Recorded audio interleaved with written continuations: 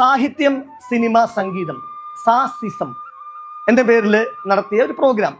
അതിലെനിക്ക് വളരെ ഉപകാരപ്പെട്ടു ഇദ്ദേഹത്തിന്റെ ആദ്യ പുസ്തകത്തിലെ പാട്ടോർമ്മകളിലത്തെ ചില അധ്യായങ്ങൾ. ഇപ്പോൾ രവീന്ദ്ര ജെയിൻ, ആശാ ഭോസ്ലെ അവരൊക്കെ അനുസ്മരിച്ചുകൊണ്ട് ഒരു എപ്പിസോഡിൽ ഞാൻ പറഞ്ഞപ്പോ സുജാത എന്ന ചിത്രത്തിലെ കാളിദാസിന്റെ കാവ്യഭാവനയെ കാൽച്ചിലമ്പണയിച്ച സൗന്ദര്യം അല്ലെ, പങ്കുമ്പ് ഗോപാലകൃഷ്ണൻ സാറിന്റെ ഒരിക്കൽക്ക് രവീന്ദ്ര ജെയിൻ സംഗീതം നൽകിയ പാട്ട് താലിപ്പൂ പീലിപ്പൂ, ആശ്രിത വത്സലിനെ, സ്വയംവര ശുഭദിന മംഗളങ്ങൾ, ഈ പാട്ടുകളൊക്കെ എനിക്ക് പഠിക്കുവാൻ അദ്ദേഹത്തിന്റെ പുസ്തകം ഉപകരിച്ചു. ഇതുപോലെ മറ്റൊരു വേദിയിൽ സംസാരിക്കുന്ന പറയുമ്പോൾ എനിക്ക് വലിയ കടപ്പാടുണ്ട് കേട്ടോ. ഉത്തരാ സ്വയംവരം കഥകളി കാണുവാൻ ഉത്രാട രാത്രിയിൽ പോയിരുന്ന പാട്ടില് കുടമാളൂർ സൈരന്ത്രിയായി, മാങ്കുളം ബൃഹന്തളയായി, ഹരിപ്പാട്ട് രാമകൃഷ്ണൻ വലലനായി, ദുര്യോധന വേഷമിട്ട് ഗുരു ചെങ്ങന്നൂർ വന്നു, വാരണാസിതൻ, ഇത് നമ്മൾ കേട്ടിട്ടുണ്ട്.